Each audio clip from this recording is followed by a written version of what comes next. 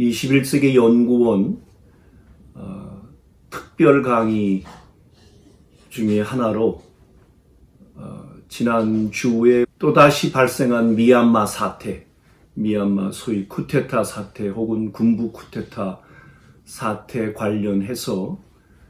서방 언론은 물론이고 서방 언론의 절대적 영향을 받는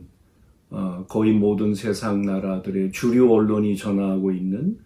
미얀마 사태에 대한 이해가 옳은지,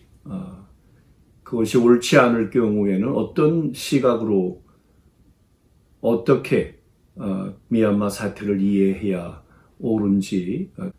미얀마의 짧은 근세사, 영국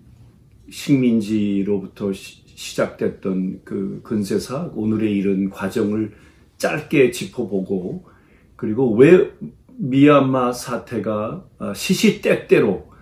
서방 주류 언론의 주도로 이렇게 온 세상 사람들의 주요 관심사가 되고 있는지에 대해서 미얀마의 지정학적 위치, 지위, 역할, 혹은 미얀마의 전략적, 지정학적 함수 관계에 대해서 말씀을 드리려고 합니다. 오늘 해서 제목을 저는 급변하고 있는 21세기 초 오늘 지구촌 힘의 관계, 국제관계라고 부르는 그 말을 요즘 풀어서 지구촌 힘의 관계, 글로벌 파워 릴레이션스라고 부르는 그 측면에서 또다시 발생한 소위 미얀마 사태를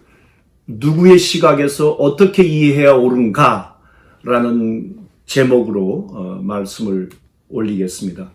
기초적인 철학적 물음으로 이 대화를 시작하려고 하면서 이렇게 소제목을 달았습니다. 서구 500년 1급 지배가 낳은 지구촌 모든 문제의 핵심에는, 근저에는 자신을 포함한 세상 만사를, 예를 들면 이번에 미얀마 사태를 포함해서 자신의 문제, 우리의 문제, 우리 민족의 문제와 미국 혹은 등등의 온 세상 만사를 서구의 시각, 오늘의 말로 하면 미국 시각으로 보는 문제가 근저에 도사리고 있다. 이 대화를 시작하는 이 첫 자락에 여러분들께 말씀 올리고 싶은 핵심 쟁점입니다. 이렇게 세 가지로 문제의식을 나눠봤습니다. 정세인식에서 핵심적 관건은 누구의 관점에서 누구의 시각으로 자신을 포함한 우리 공동체, 국가, 민족과 그리고 세상을 어떻게 보고 이해하는가에 달려있다고 생각합니다. 두 번째 문제의식으로는 세상, 즉 우리 자신 포함 세상의 절대 다수는, 흔히 99.9%라고 부르는 세상의 절대 다수는 세상을 혹은 세상 만사를 지난 500년 서구 중심, 곧 서구 식민주의 혹은 제국주의 1급 지배 세력의 관점과 시각에서 보고 이해하는 것이 어제 오늘 세상 거의 모든 사람들의 부정할 수 없는 현실입니다. 문제의식 3, 세 번째로는 세상을 서구의 관점, 미국의 관점, 시각에서 보고 이해할 경우 세상은 나와 우리를 포함한 우리 민족과 우리 국가, 인류 전체는 서구 1급 지배 상태로부터, 서구 세력의 통치로부터, 곧 그들의 노예로 포로된 상태로부터 영원히 헤어날 수 없다라는 문제의식을 오늘 대화의 배경에 깔고 말씀드리는 이 미얀마 사태를 살펴보도록 하겠습니다. 버마 혹은 미얀마로 불리는 그 국가 명칭 논란에 대한 이야기를 먼저 짧게 소개해 드리겠습니다. 1962년 군부 정권이 들어선 뒤로 군부 세력은 이 버마라고 하는 국가 호칭, 명칭이 영국 식민지 시대의 잔재일 뿐만 아니라 100여 개 넘는 소수민족 국가로 구성되어 있는 버마의 최대 종족 민족은 버마족이지만 그들은 전체 인구의 62% 정도에 불과합니다. 그 외에 약 10여 개에 달하는 그 민족들이 있고, 그리고 지극히 적은 숫자로 아직도 자신의 그런 민족, 그런 인종, 그 문화, 말과 종교 언어를 지켜가고 있는 그런 소수민족, 약 100여 개 넘는 소수민족들로 그 이루어진 국가이기 때문에 군사 정권이라고 불리는 그 1962년 이후의 사회주의 정부는 전체 모든 135개 소수민족을 아우르는 명칭으로 미얀마라는 국호로 변경을 하게 됩니다. 그러나 드린 것처럼 서방, 미국과 유럽, 영국 특별히 미얀마를 19세기 초부터 60여 년 동안 3차례의 침략 전쟁을 거쳐 오늘의 버마 혹은 미얀마를 식민 통치했던 영국, 미국, 그리고 서구 유럽들은 여전히 그 과거의 버마라는 호칭을 오늘도 사용하고 있는 반면에 지금 군사 정권으로 바뀌어서 부르는 그 사회주의 정부를 세워서 약 40여 년 국가를 이끌었던 세력은 미얀마라고 부르고 있습니다. 오늘 유엔을 포함한 여러 나라들, 우리나라의 남과 북과 남에서는 미얀마라고 하는 호칭을 쓰고 있는 반면에 미국과 영국 등 서구 쪽에서는 버마라고 하는 그 과거 명칭을, 국호를 그대로 사용하고 있습니다. 짧게 그 근대사를 잠깐 돌아보면 버마는 1948년 버마라는 국호로 독립을 하면서 버마 연방공화국을 성립하게 됩니다. 그 이전 과정에 19세기 1820년대부터 1880년대에 이르기까지 제 3번에 걸친 영국 버마 전쟁, 영국의 일방적인 침략 전쟁으로 인해서 버마라고 하는 어떤 개체, 민족 국가는 사라지게 되죠. 그래서 약 근 150년에 가까운 영국의 식민지로 놓여져 있던 버마가 1948년에 연방 국가로 성립하게 되면서 오늘의 이 현대 버마사로 들어오게 됩니다. 그 와중에 1962년 바깥 세상에는 민주정치 시대가 종식을 고하고 군부 쿠데타로 인한 군사 정권이 세워졌다고 그렇게 밖에서는 정의하는데 우리에게 잘 알려져 있지 않은 측면은 그 군부 세력이라는 그 세력은 버마식 사회주의를 추구해서 이후 90년대에 이르기까지 군부 세력이 미얀마를 통치하게 됩니다. 이런 간단한 배경 뒤에 오늘 버마 하면 온 세상 사람들이 기억하는 인물이 있죠. 아웅산 수치 여사라고 불리는 그 아웅산 수치 여사의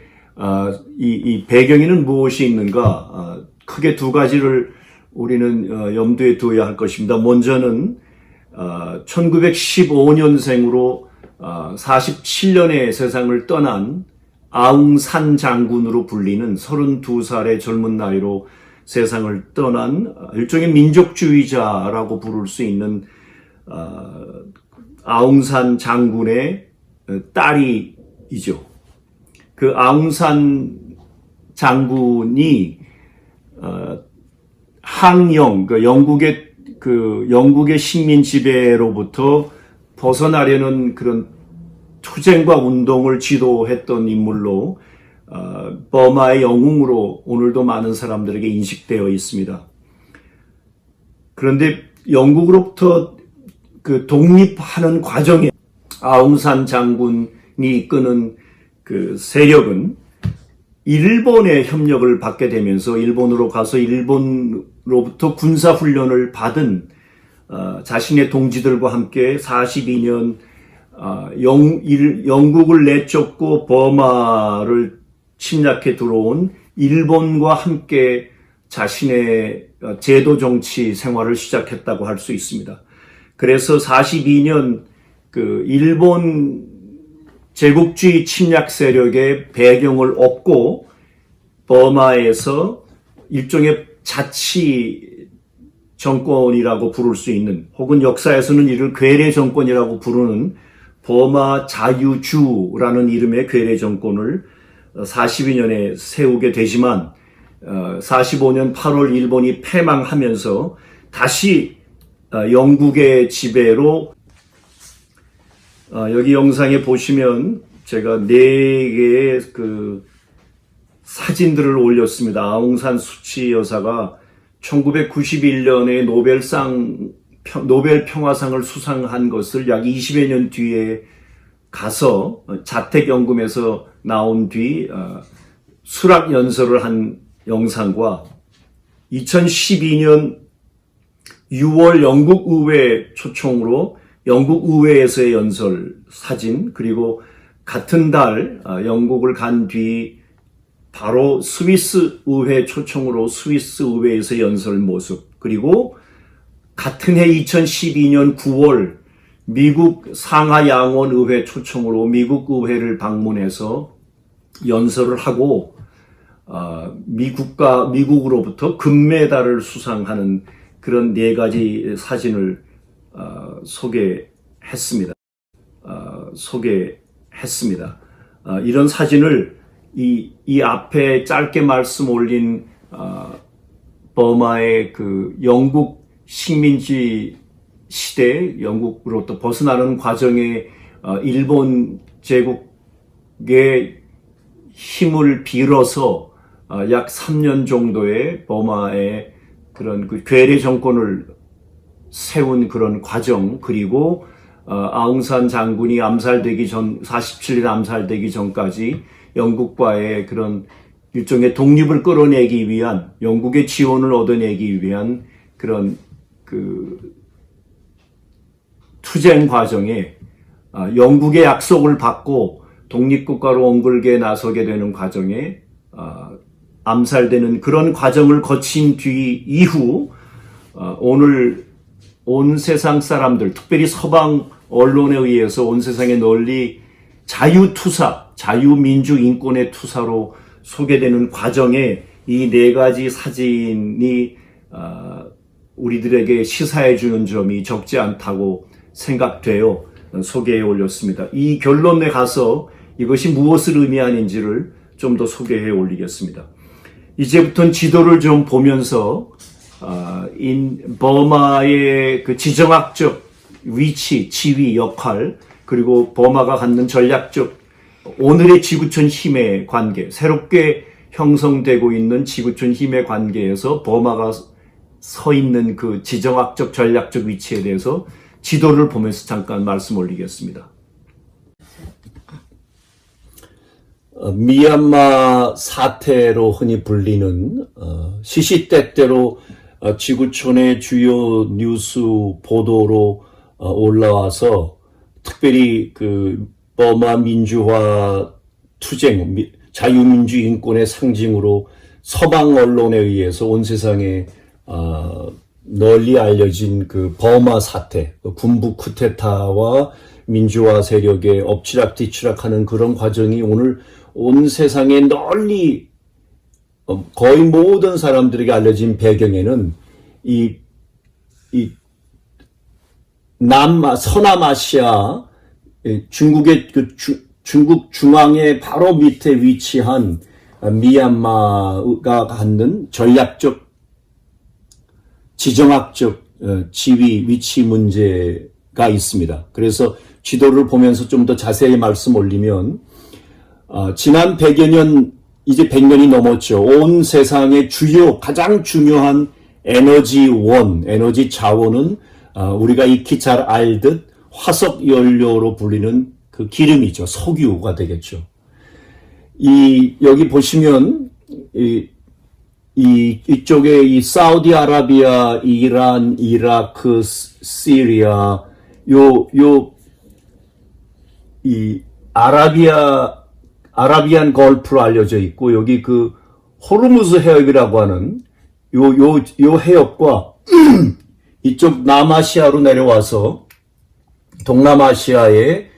요 말레이시아와 인도네시아 이 섬나라의 요 좁은 말라카 해협, 이 호르무즈 해협과 말라카 해협의 위치, 그리고 미얀마라는 국가의 가장 남쪽 끝이 이 말라카 해협으로 들어가는 입구까지 이렇게 쭉 내려져 와 있는 그 지정학적 지위들을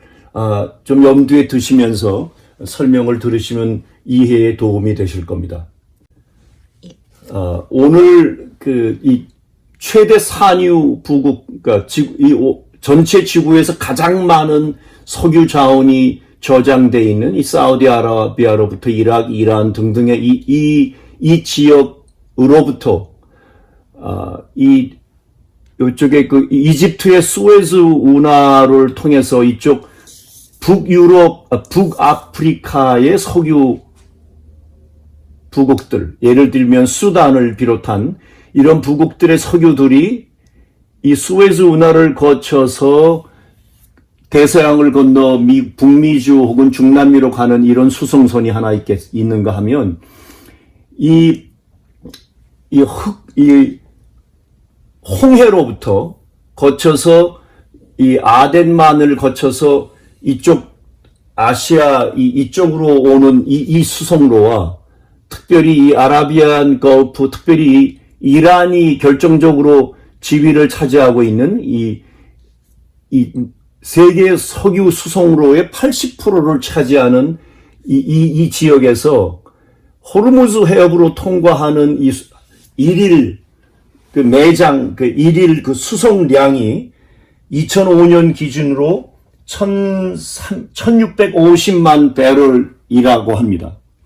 한편 이 호르무즈 해협을 거쳐서 이 동아시아 쪽으로 오는 이 해상 석유 수용 가운데 예를 들면 중국으로 80%의 해상 석유 수송로에는 이제까지는 이 말레이시아와 인도네시아 사이에 좁은 말라카 해협이라고 하는 곳을 거쳐서 중국으로 가는 80%의 석유 원유 수송로가 있습니다. 그런데 육지로는 이 산유 부국들이 집중해 있는 이 육지로부터 오늘 최대 석유 수입국인 중국으로 가는 이 로종에는 가장 가깝게는 이 호르무즈 해역을 빠져나온 석유가 이 과타르라고 하는 파키스탄의 무역항을 거쳐서 차이나로 들어가 하는 수송로가 하나, 그 송유관을 거친 이 길이 가장 빠른 길이 하나 있고요. 그 다음에는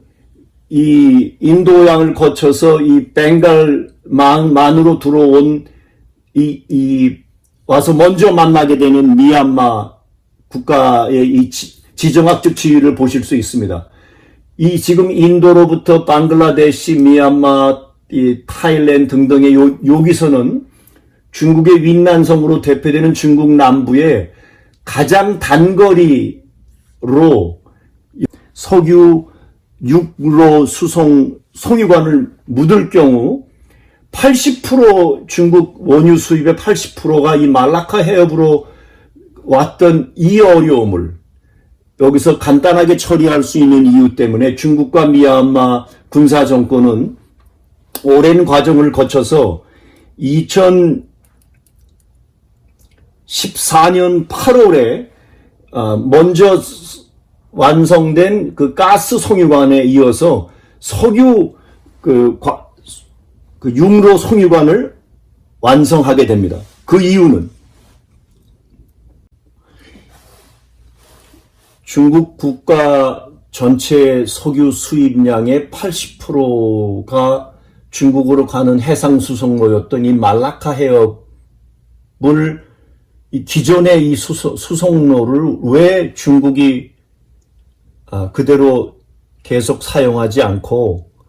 굳이 미얀마하고의 이웃관계를 친선관계, 협력관계로 전환시켜서 모든 것을 중국이 투자하고 여기에는 한국도 참여하고 인도도 참여해서 여기에 그 공동 개발이 됐던 이 송유관을 새롭게 만들게 된 배경에는 이 말라카 해협이라고 하는 이 전략적으로 대단히 중요한 이 해협에 대한 해군 장악력을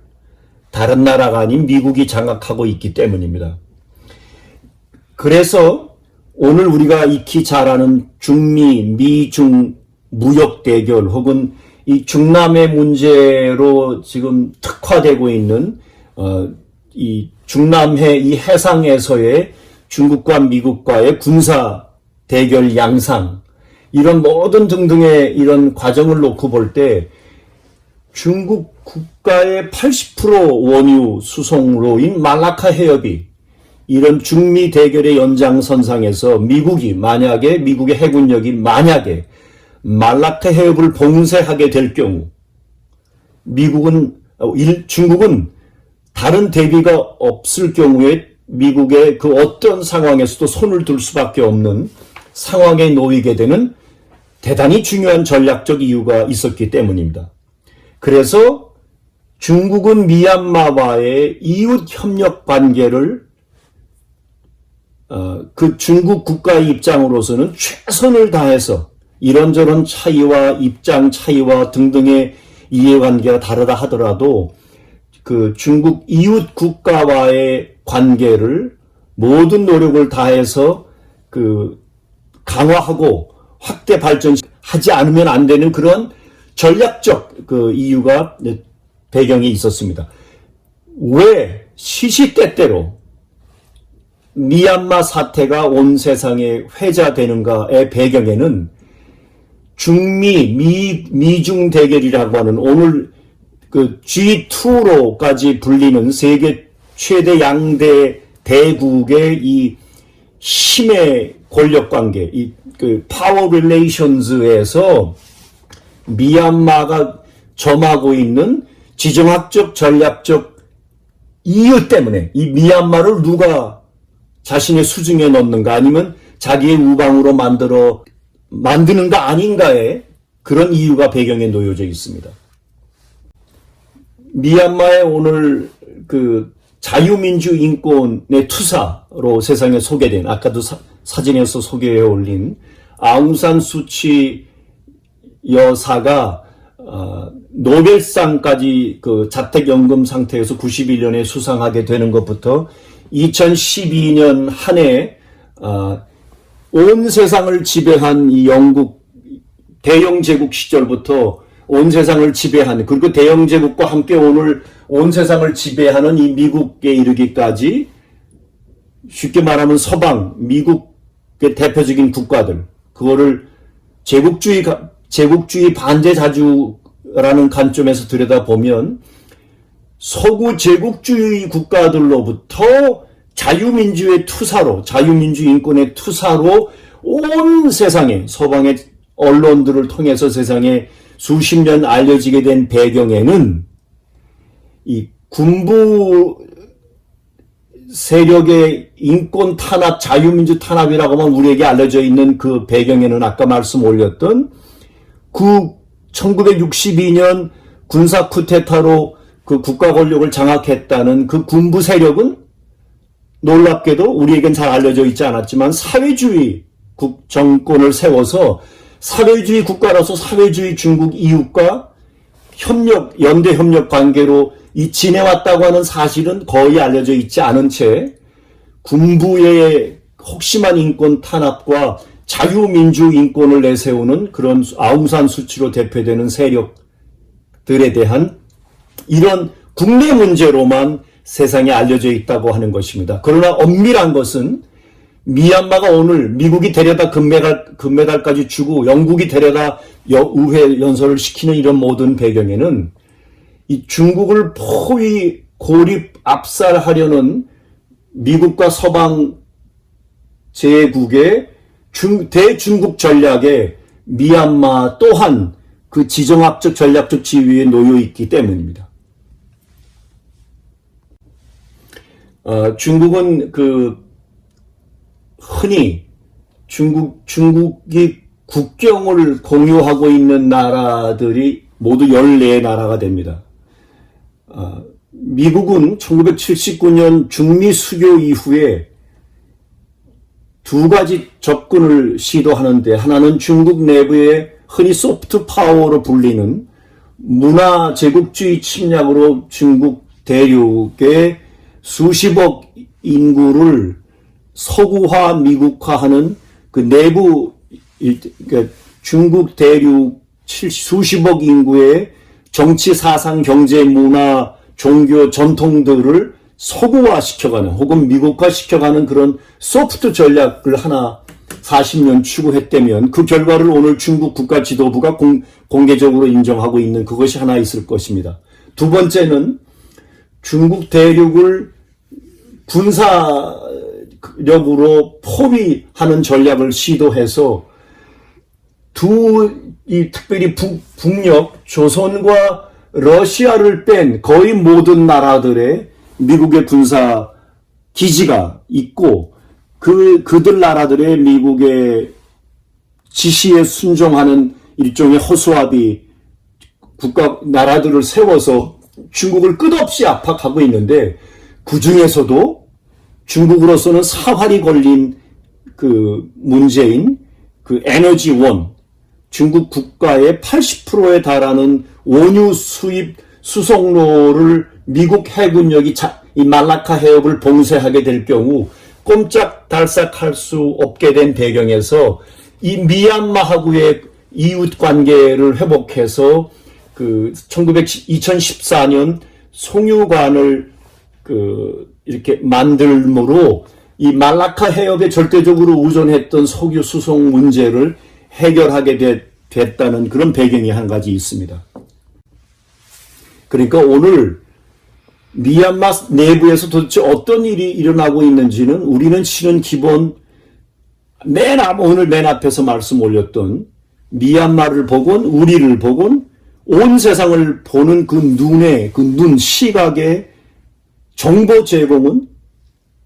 흔히 말하면 온 세상 500년을 지배한 서구 세력이고, 미국으로 대표되는 제국주의 국가들의 소위 세계적인 거대 언론들 CNN과 뉴욕타임즈로 대표되는, 아니면 대영 제국의 BBC로 대표되는 이 서방 세력의 프로파간다라고 하는 선전도구로 전락한 이 주류 언론이 제공하는 그 정보들에 기초해서 우리가 어떤 시각을 갖게 되는데, 그것이 전부가 아닐 수 있다는 말씀을 드리는 것입니다. 그러니까 우리는 그들이 전하는 언론에 옳은 것도 있을 수 있겠지만, 그러나 제가 오늘 말씀 올린 배경에는 이 군부가 세웠다는 그 어떤 악마화된 군부 세력은 놀랍게도 40여 년 그들이 미국 이 군부 세력이 와해된 배경에는 소비에트 연방이 1991년 와해 해체되고 이 동구권 유럽 사회주의 국가들이 사라지게 되면서 사회주의 정부를 이끌었던 그 세력 또한 미국의 그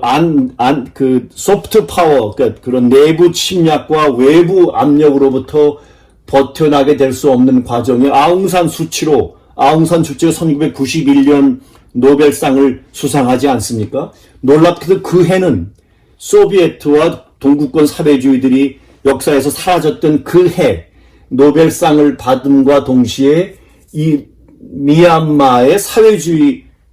그 세력은 역사에서 역사의 뒤안길로 사라지게 되고,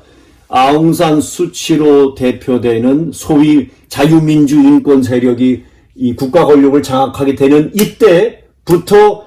2012년 아까 소개해 올린 영국 의회로부터 스위스 의회 그리고 미국 의회로부터 금메달까지 수상하는 이 미국 서방 세력의 이런 지원을 입은 배경에는 미얀마를 중국으로부터 떼어내서 미얀마에 대한 미국의 영향력으로 이 중국의 이 석유 수송 문제, 원유 수송 문제에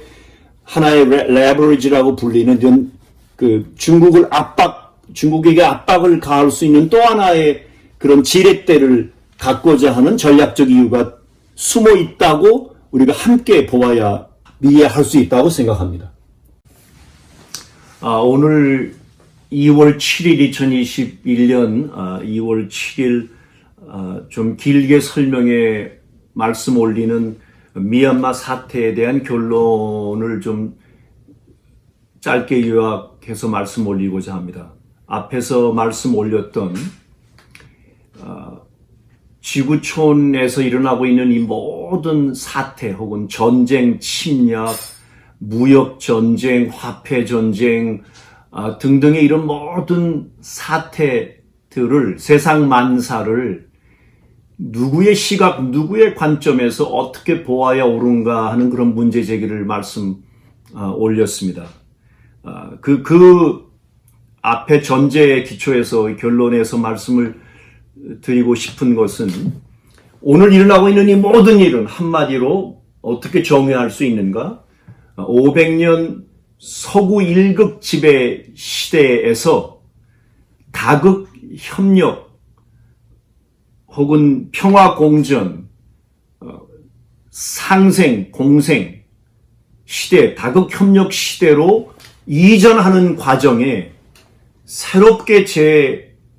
구성되고 있는, 새롭게 편성되고 있는 국제관계, 곧 지구촌 힘의 관계에서 발생하고 있는 일들이다. 이렇게 보아야 옳다라고 저는 누누이 모든 그 기회들에서 말씀을 드리곤 합니다. 그러니까 미얀마 사태가 이것이 고유한 문제가 아니라 이것만이 아주 대단히 특별한 문제가 아니라 우리 민족 분단 문제, 통일 과정에서 발생하는 모든 문제들을 비롯해서 오늘 쿠바, 이란, 베네수엘라, 팔레스타인을 비롯해서 온 지구촌 온갖 곳들에서 혹은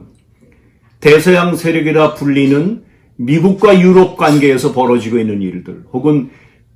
중국과 미국과의 대결 혹은 러시아와 미국과의 대결 그 정점에 있는 북녘 동포들 조선과 미국과의 이 조미 대결 이런 모든 것들이 다른 이유가 아니라 이 1극 지배 시대에서 다극 협력 시대로 전이해가는 과정에 피할 수 없는 어쩌면 필연적인 그런 그 과정을 거치고 있다. 그 과정에 미얀마 사태도 있고 우리 민족 문제도 있고 쿠바 문제도 있고 그리고 중국, 미국, 러시아 대결도 있다. 이렇게 보아야 옳다고 하는 말씀입니다. 따라서 미얀마 사태를 미얀마의 자유민주 인권이라고 그러니까 서방 세력, 미국으로 대표되는 이 제국주의 세력들이 그들의 이해관계에 따르지 않거나 혹은 그들의 제국주의 국가 전략을 반대하거나 하는 그런 거의 모든 나라들을 대상으로 전가의 보도처럼 꺼내 드는 자유민주 인권의 문제로 보는 것이 과연 옳은가라고 하는 물음을 갖는 것이 중요하다고 생각합니다. 오히려 서방이 데려다가 금메달까지 미국 의회가 금메달까지 수여하면서 지켜내려고 하는 아웅산 수치로 대표되는 소위 자유민주 인권 세력이 과연 버마 전체 6천만 인구와 130여 개 소수민족으로 구성된 미얀마 연방공화국 그 국가의 자주권과 국가의 경제주권과 국가의 이해를 놓고 볼 때 소위 자유투사로 알려진 우리가 흔히 그렇게 믿고 있어서 오늘 대한민국을 비롯해서 온 서방권의 영향을 받는 나라들이 이 악마, 군부 쿠데타를 악마로 규정하고 이렇게 이런 이분법적인 흑백 논리로 접근해 들어가는 것이 옳은가를 우리가 물어야 한다고 하는 것입니다. 중요하게는 이것이 미얀마 사태이자 곧 이것은 중미 대결, 미중 대결 차원에서 이 문제를 보아야 한다는 것입니다. 여기서 미국이 옳다, 중국이 옳다 이런 이분법적 접근을 하지 않고 지난 500년만을 놓고 볼 때 우리는 서구 제국주의 역사, 서구 식민주의 역사, 특별히 지난 100년을 놓고 볼 때는 세계 대제국으로 일떠선 미 제국과 미국의 지배하에 놓인 오늘 온 세상과의 이 대결 관점, 이 충돌 관점, 이해 충돌 관점 이런 측면에서 미얀마 사태를 바라보아야 옳다고 하는 것입니다. 따라서 그 군부 세력을 우리가 앞에서도 말씀 올렸지만 언론에서 수십 년을 들었던 악마화된 군부, 정말 그것이 사실인가? 아니면 도대체 그 악마화된 무지막지한 인권 탄압을 일삼은 그 군부 세력은 도대체 어떤 근거와 배경에서 사회주의 정부를 세워서 약 40여 년 가까이 그 사회주의 정부를 도대체 어떻게 이끌어 왔는가를 우리가 동시에 물어야 한다고 생각합니다. 그래서 미얀마라는 그 6천만 인구의 그 민족의 이해와 중국의 이해가 서로 상생하는 차원에서 서로 이웃관계로 협력 연대하는 것이 그것이 중국의 서방 언론들이 얘기하는 중국의 제국적 이해라고 우리가 치부할 것인지 아니면 중국이 늘 주장하는 상생, 윈윈의 차원에서 이 미얀마 문제를 들여다보아야 옳지 않은가 하는 것입니다. 이것은 우리 조미 대결도 마찬가지고 러미 대결도 마찬가지고 이란과 쿠바, 베네수엘라, 예멘 문제 등등등등 서방 제국주의 이해관계가 놓여져 있는 이런 모든 나라들의 문제를 바라볼 때 우리가 중요시하게 이게 제국주의 이해를 더 극대화하고 제국주의 이해를 더 범세계적으로 확장, 유지, 강화하는 그런 문제인가 아니면 제국주의를 반제하는 국가의 주권과 국가의 경제 주권, 자국의 민족의 미래를 높이는 그런 반제 자주의 시각에서 이 문제를 보아야 하는 이런 관점으로 이 미얀마 사태를 보아야 옳다 하는 것이 오늘 말씀 올리려고 했던 가장 중요한 관점이 아닌가 싶습니다. 마지막으로 참고로 말씀을 올리면 오늘 세상은 미국과 서구 제국주의 세력이 주도해서 만든 국제연합, United Nations UN 산하 모든 예를 들면 UN 인권위원회를 비롯해서 또 서방 미국이 틀어지고 온 세상의 경제 문제를 돕는다는 미명과 명분 하에 실제로는 온 세상 190 수십여 개의 국가들의 경제 주권을 빼앗고 그들의 경제 주권을 파탄으로 몰고 가는 데 앞장서온 세계은행 혹은 IMF 국제금융기구 같은 이런 미국과 서구 세력이 주도해서 만든 이런 기구들, 예를 들면 WTO라는 세계무역기구까지 포함한 이런 기구들이 이제껏 세상을 지배해온 지난 특별히 100여 년 혹은 지난 70여 년 2차 대전 이후에 이런 세계 기구들이 한 축에 있는가 하면 이거 서구 일극 지배 세력이 만들어서 세계를 지배하는 도구로 사용해왔던 측면이 있는가 하면 반면에 중국과 러시아로 대표되는 이 다극화 시대로 가는 과정에 대국들인 중국, 러시아, 인도, 남아공, 브라질 5개 대륙의 가장 큰 영토와 인구를 가진 나라들로 중심된 브릭스라고 하는 이 새로운 세계 다자간 협력기구들 그리고 상해 조직위원회라고 불리는 샹하이 SCO, 샹하이 코퍼레이션 오가나이제이션, 중국 협력 조직위원회라 불리는 SCO라든지 유라시아 경제동맹이라는 유라시안 이코노믹 포럼 혹은 유라시아 이코노믹 페더레이션 등등으로 불리는 이런 다자간 협력 상생 기구들, 오늘 세상이 익히 잘 아는 상해에 본부를 둔 중국이 주도한